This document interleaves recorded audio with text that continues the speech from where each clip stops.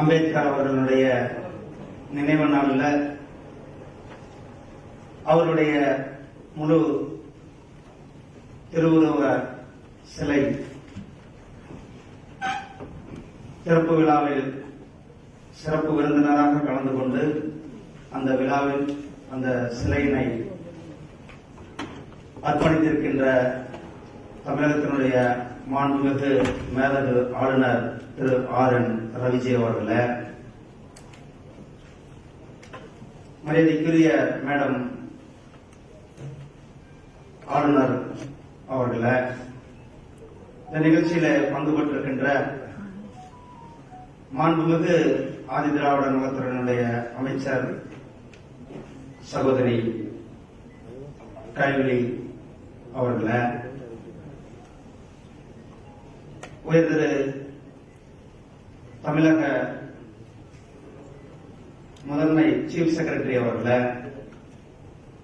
Governor அவர்களுடைய principal secretary அவர்களே, இந்த நிகழ்ச்சியில பங்கு பெற்றிருக்கின்ற துணைவேந்தர்களே, வழக்கறிஞர்களே, மத்திய அரசாங்கத்தினுடைய வழக்கறிஞர்கள், மாநில அரசாங்கத்தினுடைய வழக்கறிஞர்கள், இந்த நிகழ்ச்சியில பங்கு பெற்றிருக்கின்ற பெரியவர்களே, தாய்மார்களே, சகோதரர்களே, சகோதரிகளே, மாணவர்களே, மாணவிகளே, ஊடக சகோதரர்கள் உள்ளிட்ட உங்கள் அனைவருக்கும் என்னுடைய அன்பு கலந்த வணக்கத்தை தெரிவித்துக் கொண்டு,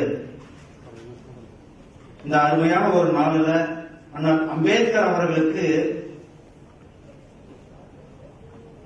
நம்மளுடைய மாண்புமிகு கவர்னர் அவர்களுடைய முயற்சியால்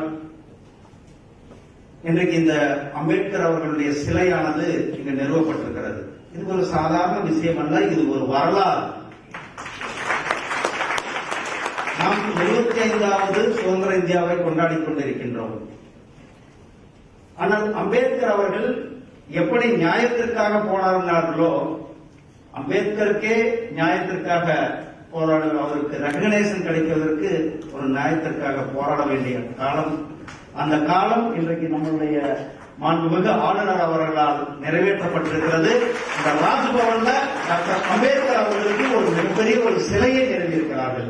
அவருக்கு தமிழக மக்கள் சார்பில் என்னுடைய மனமார்ந்த வாழ்த்துக்களையும் பாராட்டுகளையும் தெரிவித்துக் கொண்டு, அண்ணல் அம்பேத்கர் அவர்கள், ஏன்னா அவரை பத்தி வரலாறு நமக்கு பெரிய அளவில் எல்லாருக்கும் தெரியும். இப்போ நம்மளுடைய மாணவிகள் ரொம்ப சிறப்பாக அண்ணல் அம்பேத்கர் அவருடைய பங்களிப்பு, 2 மருத்துவ மாணவிகள், ஒரு சட்டக்கல்லூரி மாணவி, அவர்கள் ரொம்ப தெளிவாக எடுத்து சொன்னார்கள். ஆனால் அம்பேத்கர் அவர்கள் இன்றைக்கு இந்திய நாட்டினுடைய இந்திய அரசியலமைப்பு சட்டத்தை நிறுவியவர் என்பது நாம் அனைவருக்கும் தெரியும். ஆனால் அம்பேத்கர் அவர்களுடைய இந்த அரசியலமைப்பு சட்டம் தன்னுடைய புனித நூலாக போற்றி நம்முடைய பிரதமர் அவர்கள் எனக்கு எந்த நூல் புனித நூல்னா நம்மளுடைய டாக்டர் அம்பேத்கர் அவர்கள் இயற்றிய இந்திய அரசியலமைப்பு சட்டம் என்னுடைய புனித நூல் என்று தன்னுடைய பதவியை ஏற்றுக்கொண்ட நம்முடைய பிரதமர் அவர்கள், அவர்களுக்கு இந்த நேரத்தில் நாம் கடமைப்பட்டு நன்றி சொல்லுவார். ஏன்னா 2014 முதல் 14க்கு முன்னாடி அண்ணல் அம்பேத்கர் அவர்கள், அதாவது ஒரு சகோதரி நம்ம சொன்னாங்க, உலகிலேயே அதிக அளவுல சிலைகள் இருக்கிற தலைவர் டாக்டர் அம்பேத்கர். ஆனால் 2014க்கு முன்னாடி அம்பேத்கர் அவர்கள் பிறந்த வீடு, அண்ணல் அம்பேத்கர் அவர்கள் ஒரிஜினலாக எந்த இடத்துல பிறந்தார்கள் என்பது இந்த உலகத்திற்கு தெரியாம இருந்தது. அது ஒரு ஆக்கிரமிப்புல இருந்தது. அண்ணல் அம்பேத்கர் அவர்களுடைய 2015 அண்ணல் அம்பேத்கர் அவர்களுடைய 125வது ஆண்டை நம்மளுடைய மத்திய அரசாங்கம் அந்த ஆண்டு முழுவதுமே 25வது பிறந்த தினத்தை நாம் கொண்டாடி இருந்தோம். அந்த நேரத்தில் அண்ணல் அம்பேத்கர் அவர்கள் பிறந்த இடத்தை, அதே போல அண்ணல் அம்பேத்கர் அவர்கள் மறைந்த இடம் டெல்லியில, அது கூட நினைவிடம் இல்லாம இருந்தது. ஆனால் அம்பேத்கர் மறைந்த இடம் நம்பர் 24 அலிப்பூர் ரோட்ல டெல்லியில. அந்த இடத்தையும் புனரமைத்து அந்த இடத்துல இன்றைக்கு மிகப்பெரிய ஒரு மெமோரியல் அமைத்துக் கொடுக்கப்பட்டிருக்கிறது. அதே போல அண்ணல் அம்பேத்கர் அவர்கள் லண்டன்ல படித்த வீடு, அதுவும் ஐடென்டிபிகேஷன் இல்லாம இருந்தது. அண்ணல் அம்பேத்கர் அவர்கள் மும்பையில் இருந்த அந்த லட்சுமி மென்ஸ் என்று சொல்லக்கூடிய அந்த இடம், அண்ணல் அம்பேத்கர் அவர்கள் தீட்சை எடுத்த நாக்பூர், இந்த 5 இடங்களையும் புனித தலங்களாக அறிவித்து ஒரே வருடத்தில் அதையெல்லாம் மேம்படுத்தி இந்த நாட்டிற்கு அர்ப்பணித்த மாபெரும் தலைவர் நம்முடைய பிரதமர் திரு நரேந்திர மோடி அவர்கள் இந்த நாட்டிற்கு அர்ப்பணித்தார்கள். ஒரே வருடத்துல பாருங்க, 1947 சுதந்திரம் வாங்குறோம், 1950 கான்ஸ்டிடியூஷன்ல கொடுக்கிறோம், நம்மளுடைய குடியரசு வருகிறது. ஆனால் அம்பேத்கர் அவர் எத்தனையோ தலைவர்களுக்கு சிலைகள் இருந்தது, அவர்கள் மெமோரியல் இருந்தது. ஆனால் அம்பேத்கர் அவர்கள் பிறந்த இடம், அவர் வளர்ந்த இடம், அவர்களுடைய நினைவு இடம், அவர் படித்த இடம், அவர் தீட்சா எடுத்த இடங்கள் எல்லாம் நினைவில்லாமல் இருந்தது. அந்த இடத்தை எல்லாம் நினைவுபடுத்தி, அந்த இடத்தை எல்லாம் மேம்படுத்தி, அந்த இடத்தை எல்லாம் அரசு மெமோரியல் ஆக்கி இன்றைக்கு இந்த நாட்டிற்கு ஒப்படைக்கப்பட்டிருக்கிறது என்றால் அது நம்மளுடைய அவர் எப்படி ஜஸ்டிஸ் வேண்டி, ஈக்குவாலிட்டி வேண்டி போராடினார். ஆனால் அவருக்கு நியாயம் கொடுக்க வேண்டிய சூழ்நிலை தான் நம்மளுடைய இந்திய அரசியல் இருந்தது. அவருக்கும் நியாயத்தை நம்முடைய பிரதமர் கொடுத்திருக்கிறார்கள். அதே போல அண்ணல் அம்பேத்கர் அவர்கள் பொருளாதார நிபுணர் என்று இங்கு சொல்லியிருக்கிறோம். அண்ணல் அம்பேத்கர் அவர்கள் ரிசர்வ் பேங்கினுடைய ஆக்டை கொடுத்திருக்கிறார்கள். நம்ம டிமானிட்டைசேஷன் வந்தது, டிஜிட்டல் பேமெண்ட் நாம் கொண்டு வந்தோம். அந்த டிஜிட்டல் பேமெண்ட் கொண்டு வரும் பொழுது அண்ணல் அம்பேத்கர் அவர்களுடைய பெயர்ல பீம் ஆப் என்ற அந்த ஒரு ஆப்பை நிறுவி, அந்த ஆப்புக்கு பேர் பீம் ஆப். ஏன்? அண்ணல் அம்பேத்கர் அவர்கள் பொருளாதார மிக சிறந்த தலை சிறந்த பொருளாதார நிபுணர். பொதுவாகவே அம்பேத்கர் எடுத்தா இன்னைக்கு ஒரு வெக்கப்பட வேண்டிய விஷயம், நம்ம வெளியில போனா அம்பேத்கர் சிலைகளுக்கு கவர் போட்டு மூடி வச்சிருக்காங்க. இது நம்ம எல்லாரும் ஒரு தலைமுடிவு செய்ய வேண்டிய ஒரு விஷயம். ஒரு இந்திய நேசத்தினுடைய இந்திய அரசியலமைப்பு சட்டத்தை நிறுவிய தலைவர், ஒரு மிகப்பெரிய பொருளாதார நிறுவனர், ஒரு மிகப்பெரிய நீர்நிலைகளை, அதாவது வாட்டர் சோர்ஸ், வாட்டர் மேனேஜ்மெண்ட் பற்றி ஒரு மிகப்பெரிய அளவில் நமக்கு சொல்லிக் கொடுத்தவர், பல விதங்களில் பல பட்டங்களை பெற்றவர், பொலிட்டிக்கல், எக்கனாமிக்ஸ், பிலாசபி, இப்படி பல விதங்களில் பல பட்டங்களை பெற்றவர். அவருடைய சிலைகள் கூட இன்றைக்கு பூட்டப்பட்டு, அது அவருடைய நினைவு நாள், பிறந்த நாள் அன்றைக்கு தான் நாம போய் அவருக்கு திறந்து மாலை போட வேண்டிய சூழ்நிலை இருந்து கொண்டிருக்கிறது. ஏன்னா அப்படிப்பட்ட தலைவரை நாம் போற்றுவதற்கு மறந்திருக்கிறோம். அதை போற்றி 2015 நம்மளுடைய போற்றி இன்றைக்கு அவருடைய பெருமையை வெளி உலகத்திற்கு கொண்டு வந்து சேர்த்துக் கொண்டிருக்கின்றோம். அண்ணல் அம்பேத்கர் அவர்கள் இயற்றிய, நான் சொன்னேன், அவர் இந்திய அரசியலமைப்பு சட்டம் புனித நூலாக ஏற்றுக்கொண்டுள்ளப்பட்டது. அந்த 26 நவம்பர் 26 இந்திய அரசியலமைப்பு சட்ட தினமாக இன்றைக்கு நாடு முழுவதும் கடந்த 4 வருடங்களாக நாடு முழுவதும் இந்திய அரசியலமைப்பு தினத்தை நாம் இன்றைக்கு கொண்டாடி கொண்டிருக்கிறோம். அதுக்கு முன்னாடி நவம்பர் 26 ஏதோ ஒரு நாள் அப்படின்றதான் நமக்கு எல்லாம் இருந்தது. அதை மாற்றி அண்ணல் அம்பேத்கர் அவர்களுடைய அந்த இந்திய அரசியலமைப்பு சட்டத்தை அர்ப்பணித்த தினத்தை நாம் இன்றைக்கு நாடு முழுவதும் கொண்டாடி கொண்டிருக்கின்றோம். சகோதரர்களே, ஆனால் அம்பேத்கர் அவர்களுடைய மிக முக்கியமான அவர் என்ன நமக்கு சொல்லியிருந்தார்?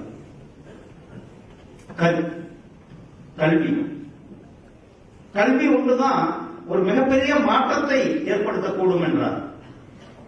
அந்த கல்விதான் இன்றைக்கு மிகப்பெரிய மாற்றத்தையும் ஏற்படுத்தி இருக்கிறது. அந்த கல்வியினால்தான் பல பேர் அண்ணல் அம்பேத்கர் அவர்களுடைய அவர் தொடர்ந்து வலியுறுத்திய அந்த கல்வி இன்றைக்கு அந்த அடித்தட்டு மக்களினுடைய வாழ்வில் இன்றைக்கு கல்வியின் மூலமாக அவர்கள் முன்னேறி இருக்கிறார்கள்.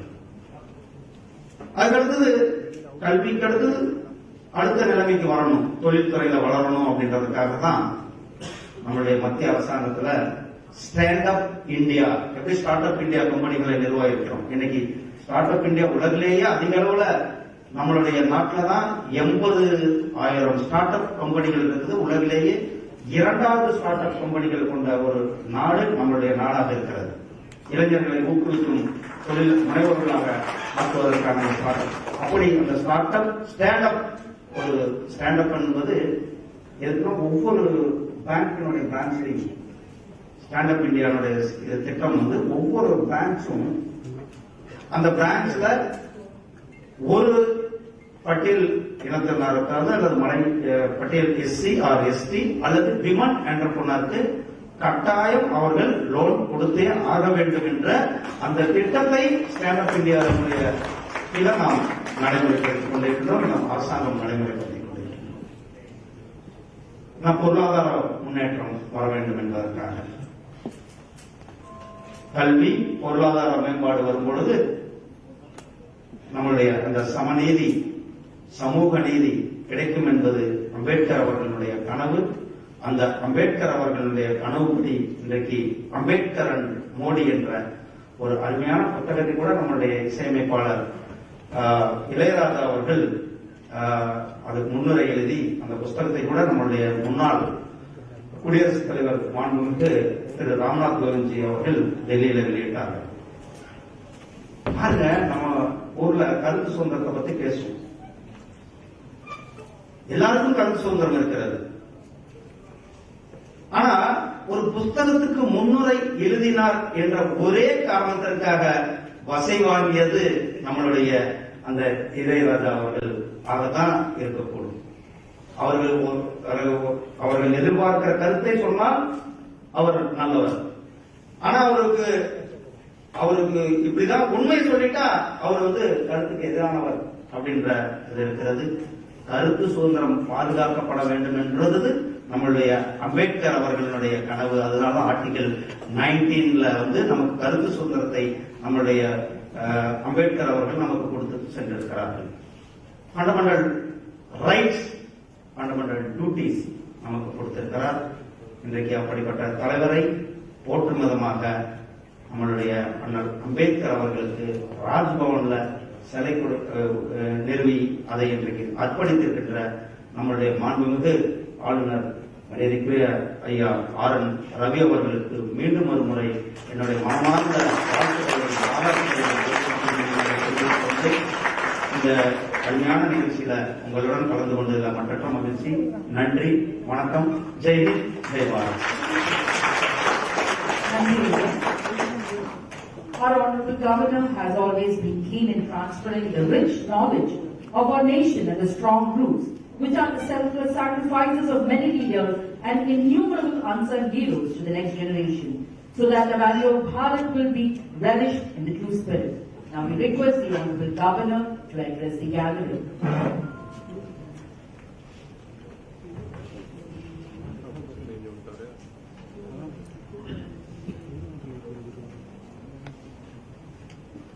Dr. L. Murugan, Minister of State in the Government of India, Tirumati N. Kailvini Selvaraj, Minister in the State Government, Thiru V. Rani Ambo, Chief Secretary Government of Tamil Nadu, Anand Patil, Principal Secretary to Governor,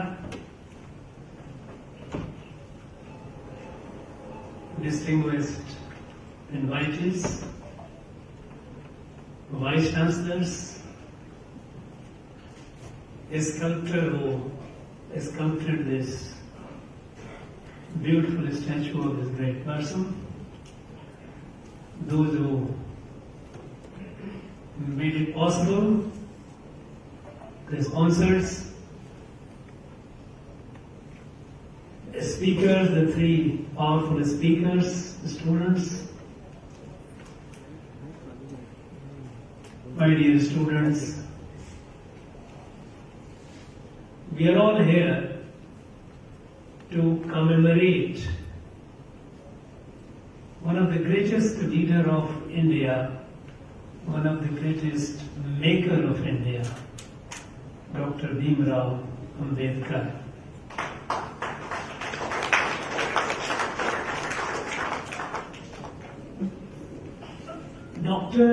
We all know he was the architect of our Constitution. We know that he was an intellectual giant. Many people, many leaders of the time, they felt uncomfortable in his presence because by sheer brightness, intellectual brightness of Dr. Ambedkar, they looked smaller. They were not very comfortable. He was one of the speakers said he was a revolutionary leader. And I think that's a very apt description of this great person. He was a revolutionary who brought and attempted to brought and planted the seeds of revolution in various fields of our life. But while pioneering the revolution in various fields, he was an ardent nationalist. He never did anything that would hurt the interest of India at any time to come. We know that he was a great social reformer. He dedicated his life fighting for the rights of the depressed and downtrodden. And by the way, by the depressed and downtrodden, it was not just only our people, scheduled caste people. Even the women of India were among the depressed and deprived. He fought for all.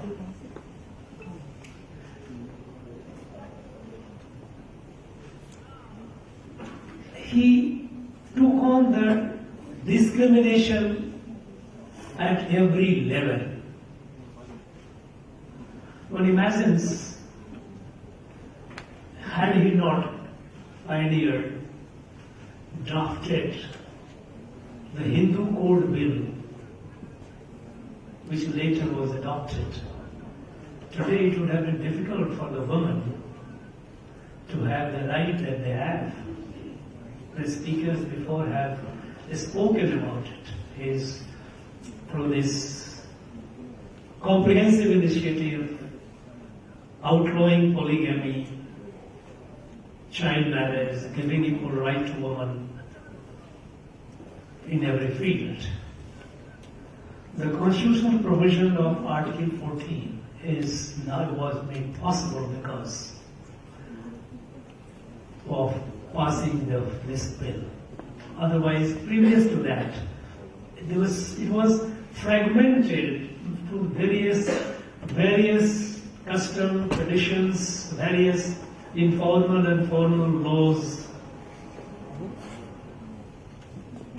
It was a very complex and daunting task, but he made it happen. And today, we see the benefit of it. He was many of the facets of this great person is yet to be studied, yet to be explored. Our problem is that we make a person great and we forget at that. We don't look at the work of greatness, his thoughts, his deeds, his philosophy. And those are areas which are yet to be explored adequately. He was a great unifier of this country. We all know that Sardar Patel, how he brought in more than 560 independent countries which were created by the British when they left, because they had an option to be independent. But he brought the physical unity of this country, geographical unity of this country in that. But how did Dr. Ambedkar brought the unity? That area is not yet fully discussed in public domain. You know, when the British had realized when there's some collective consciousness started emerging in this country in the later last decade of the 19th century and the beginning of the 20th century. This collective consciousness, they realized that it was a major threat to the empire, the British Empire in India. And when they experimented first in 1905 by communal partition of Bengal, they created a Muslim Bengal and a Hindu Bengal. The reactions were all over the country. Here in Tamil Nadu, V.O. Chidambaram Pillai was one among them who took to the streets and agitated against this British design to divide this country on the line of religion. They realized that they tested that collective consciousness of this country was growing to an extent, if it was allowed to grow,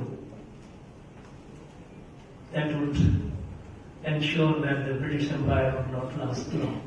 And then they started working how to weaken the collective consciousness, how to weaken this country from within.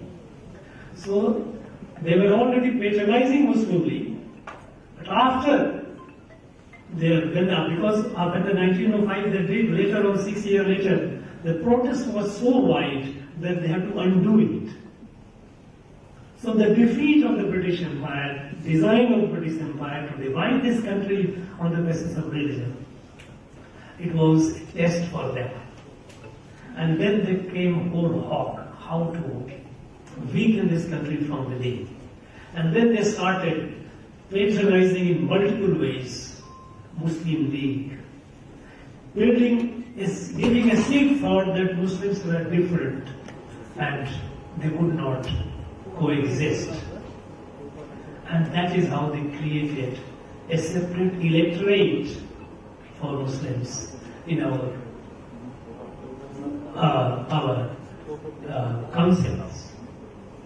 When the Government of India Act 1919 came, they introduced the system of Rashi in some way even before, but by the time they had consolidated it. They wanted to create a separate electorate.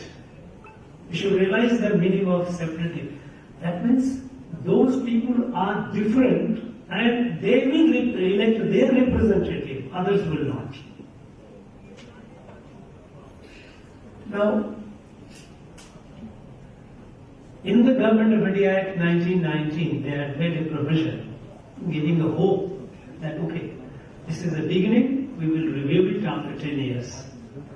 If necessary, we will devolve more power on the natives in this self-rule or to have a say in the governance. So the next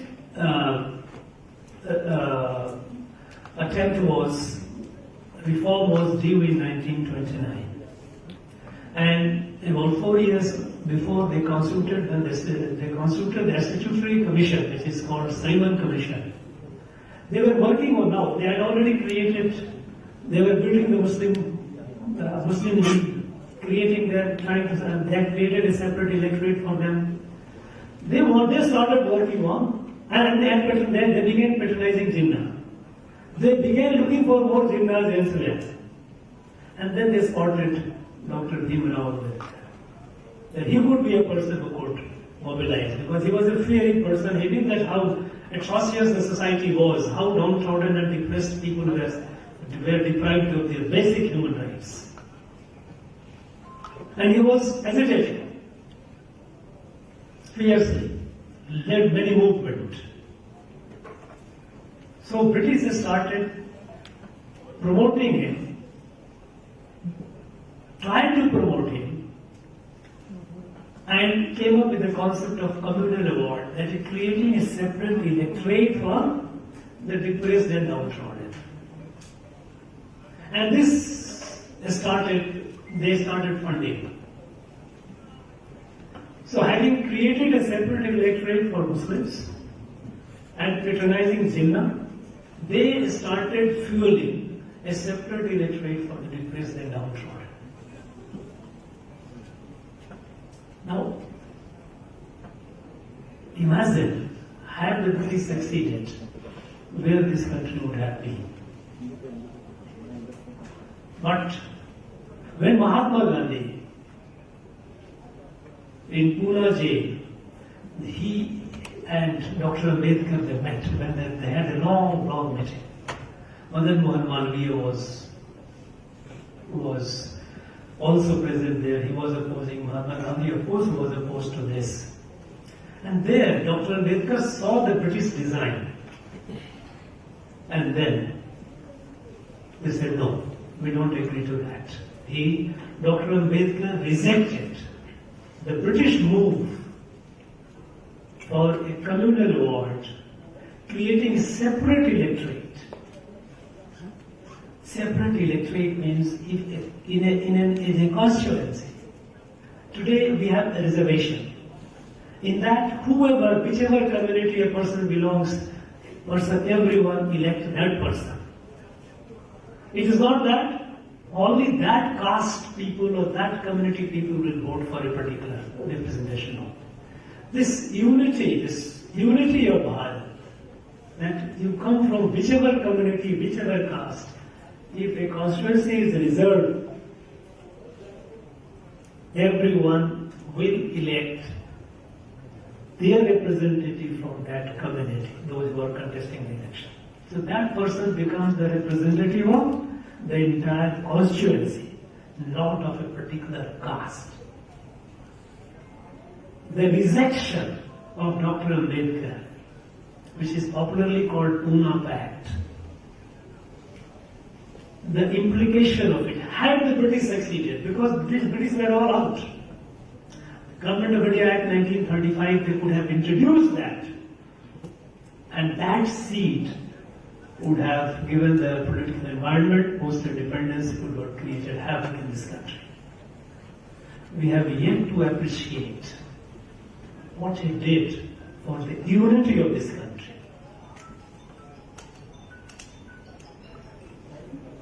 When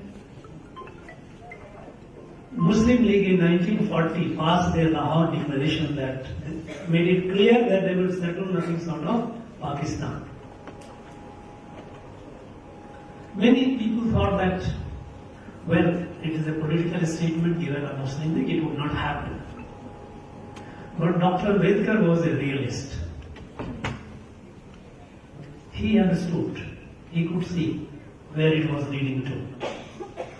Mahatma Gandhi, a great person who understood this country perhaps better than many others. He believed that with persuasion, with love, with affection, this can be avoided, this could be averted. But Dr. Ambedkar, at that time, when the League passed the resolution, he wrote the book, his thoughts on Pakistan. Pakistan or Partition of India. A comprehensive book. I urge many of those who have not read it, please read it. He was a realist. He started saying that, look, when the problem is there, you don't wish it away. Don't close your eyes. You confront the problem. Because if you see the problem, you can deal with the problem in a much better, much more effective way. You can devise the strategy to deal with it. Not simply wishing it away as if it will not happen, that is going to create a problem.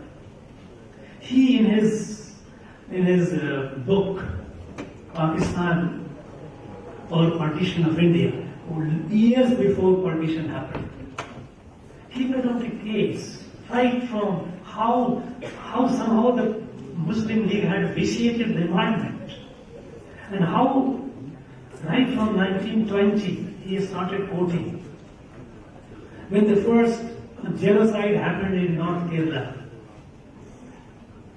There were over 10,000 people who were killed and over 100,000 people were displaced, made refugee. For what? Because in Turkey, caliphate was abolished. Now, abolition of caliphate in Turkey creates such a havoc in this country that over 10,000 people have been killed and over 100,000 people displaced. And from then he says, look, this is a far more serious problem, Mr. Gandhi, than you are imagining. Be realist. Accept the problem and deal with it. Best possible manner. I think had that advice been taken, partition would have been either avoided or less gruesome. Because over 500,000 people died and several million people were rendered homeless. Because other leaders lived in an utopia with the hope till the last moment that no, it could be. Without Dr. Ambedkar kept saying, you understand the problem first. Because if you close your eyes to the problem doesn't go away. Now come to Pakistan creation, there is Jammu and Kashmir. On Jammu and Kashmir, Dr. Ambedkar was one person who was very, very strongly opposed to the then Prime Minister, the very idea of being ambivalent on Jammu and Kashmir. You know, he was a great jurist, Dr. Ambedkar, he was a great jurist, we all know that. So his position was that look, when India became independent and Pakistan was created, there were two laws of the British Parliament giving the legislative validity of independence and partition. One was India Independence Act 1947. The India Independence Act 1947 declared that from the midnight of 14th August 1947, British paramountcy over India is over. That means India becomes independent and Pakistan is created. So that act gave independence to India and creation of Pakistan. Another act of British Parliament of 1947 was Government of India Act 1935 as amended in 1947. Now this act made it clear that all the princely estates, those who were under the British suzerainty, these estates had options because after the lapse of British paramountcy, they had all become independent. There was no British suzerainty. So they were independent countries. So they had option either to remain independent or to join either India or Pakistan. And to join India and Pakistan was the decision of the ruler of that state. It was for the ruler to take a call whether the ruler wants to keep the country independent or to join either India or Pakistan. And that is how all these newly independent countries, they chose to merge with India. When Jammu and Kashmir came, Maharaja of Jammu and Kashmir, who was the ruler, he also signed the instrument of accession And it was accepted by the government of India and then the Governor General. So it became a part of India. But it happened in circumstances where Pakistan had already moved their troops and tried to capture by force. Remember, at that point of time, commander-in-chief of both the armies were the British, and the Governor General of India was also a British. They had moved in and taken over a large part of Jammu and Kashmir. And when Maharaja of Jammu and Kashmir sought Indian help, then Governor General Mountbatten said, no, you cannot send, because Jammu and Kashmir was a foreign country. They had not yet signed the instrument of accession. But after they signed the instrument of accession, and the troops were sent, and our troops started pushing Pakistani troops and liberating Jammu and Kashmir, then again the British came and they stopped. Said, no, don't go, because we'll go to UN. First of all, our then Prime Minister was told that, look, how can a Muslim majority state you can keep in India? This is not right. A new concept they introduced. When the laws were very clear that it was for the ruler to decide whether to be with India or Pakistan, where was the concept of which community is there? But somehow the then leadership of the country chose to go to the United Nations. Dr. Ambedkar was dead against it. He says, look, you are creating big problem for the future of this country. There is absolutely no provision in law and even in political jurisprudence to a state which has come to you through a proper process. You are introducing a concept and you are making it far more complex for the future generations of this country. Somehow it was not heard. And we continued facing the problem of Jammu and Kashmir even today. Fortunately now the decisive action has been taken and it will, with this comprehensive surgery, the problem should be over. Though we know that there are people, the country which have kept, Pakistan will keep creating the noise. Now I'm talking about Dr. Bhimrao Ambedkar's contribution. We talk about constitution, but look at about when it comes to the social front, for the rights of the depressed and downtrodden, for the women, when it came to unity of India, rejecting the communal award for a separate electorate, the design of the British, they wanted to create under Jinnah name. When it came to Pakistan, partition of this country several years before, he wanted. And if you read the book, Partition, Pakistan or Partition of India, you see how foresighted this great man was. He could visualize what was going to happen. The wisdom lies in being prepared. Then you have crisis ahead. Not to be taken by surprise or not to just keeping it, wishing it away. But when it came to Jammu and Kashmir, again, how his contribution to this country has been enormous.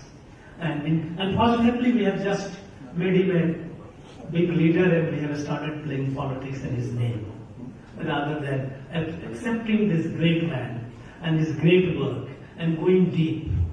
I only hope that we have some of our universities, we have Dr. Ambedkar Center and his chair and all that. We should be able to do those studies, we should be able to undertake those studies and go deep into his work, what he did for this country. And and how he was, unfortunately he was treated very unfairly. In fact, the first election, 1952, when he contested the election, who defeated him? And how that situation was conspired to defeat him? I think Narayan Kanzarukar was his PA. They propped up his PA and organized the whole in such a way to defeat him. And what was this? The argument, again, the British policy of divide and rule. The argument in the election campaign was, look at this, how painful it is, that Dr. Ambedkar was only favoring his community among the scheduled castes, Mahars. Very unfair argument, very painful campaign that was made against him. And that is how he was defeated by a margin of about just about 15,000 votes. But I think Dr. Ambedkar deserved a much better and honorable position towards the after the adoption of Constitution. He could have been treated with far greater respect, and even though these earlier thoughts were ignored, his wisdom, his thoughts would have been accepted, would have been honored, could have been studied, that would have been perhaps the more appropriate way. And finally, he was a sad person. He was a sad person. And even when he revolted against the caste system, he revolted. In fact, his book is Annihilation of Caste System, which he wrote. Again, it's a wonderful book. I think we should read that book. How he said this caste system was going to destroy this. It had destroyed, and it will further destroy the society. And even when he revolted with all the frustration that he felt, and he said, I am going to renounce this Hinduism, and he embraced Buddhism, he chose an Indic faith. He did not go for non-Indic faith. Because we all know that Buddhism in this country arose as a revolt, internal revolt, reformation revolt. Jainism started only also as a revolt, because initially, in the earlier period, after the Vedic period and all that, when all this rigid orthodox kant had pervaded the society, then people started claiming position by birth rather than through the merit. And that had created a huge distortion. And a lot of, out of this, a lot of orthodoxy had crept in the society, and a lot of sacrifices were being made in the yajnas and the pujas. First revolt was through a darshan, a philosophy, what we call Jainism. And later on, when Bhagavan Buddha came, he took it. He rejected the supremacy of Brahmins and saying that do all these things. No, this is not true. We need to have an egalitarian society. So even he chose, Baba Sahib Ambedkar chose to embrace Buddhism, which root is of this country, which is an Indic faith. So from the beginning to the end, all through his journey in his life, he served this country. And he continued to serve. He served this country through his activities, through his activism, through his intellect, through his statesmanship, in various capacities. When I came to Rajbhavan about there, I was sworn in as the governor about 14 months back. When I came, I moved, I had a tour, and I found something missing, and that was Baba Sahib's physical presence.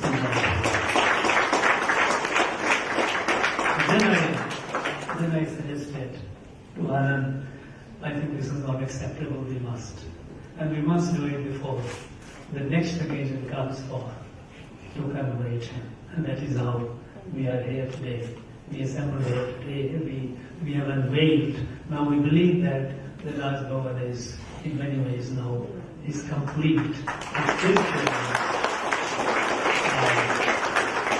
Thank you all for coming over, taking interest in it, and I would urge people from the academia, the students, to continue their study on more than, beyond commemorating him, we must also celebrate his wisdom, his contribution to deeper academic research in his work.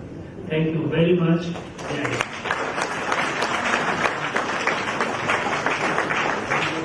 Thank you, sir. Thank you so much. Now I request the Deputy Secretary to Government Universities to propose a word of thanks.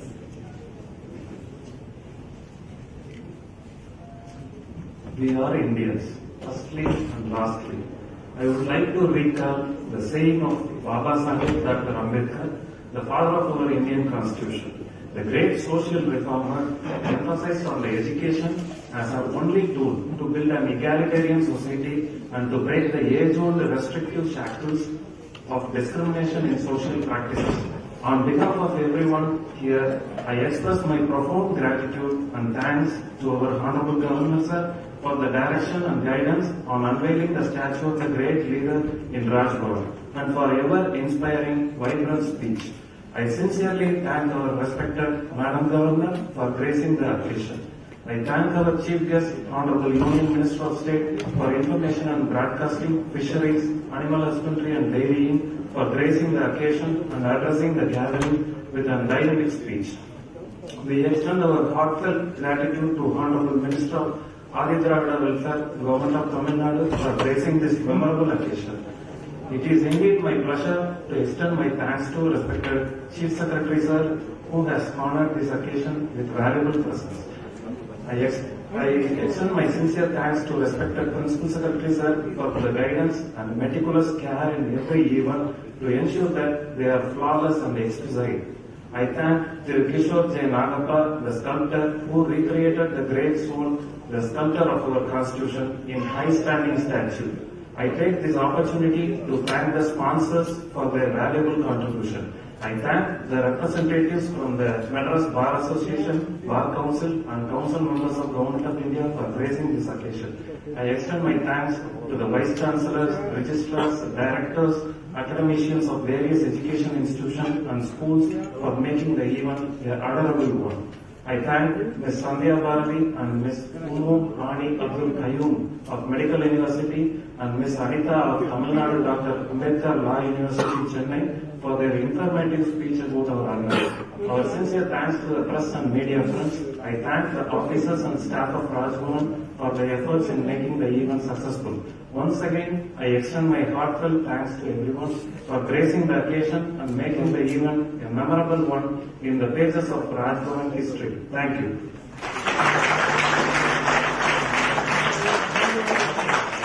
Ladies and gentlemen, we request you to raise the flag.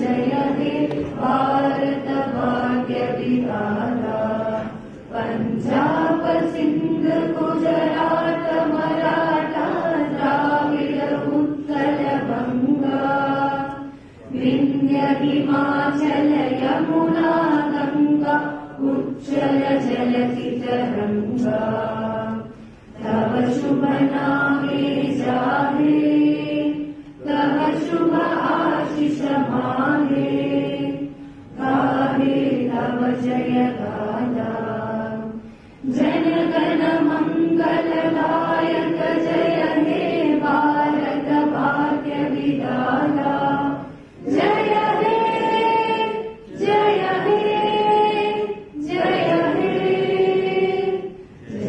जय जय जय जय हे.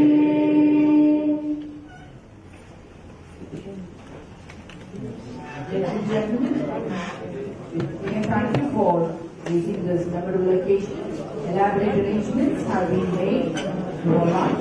We request you to join us for the lunch. Dignitaries, arrangements have been made at the banquet hall. Students, we request you to have a lunch at the bar hall.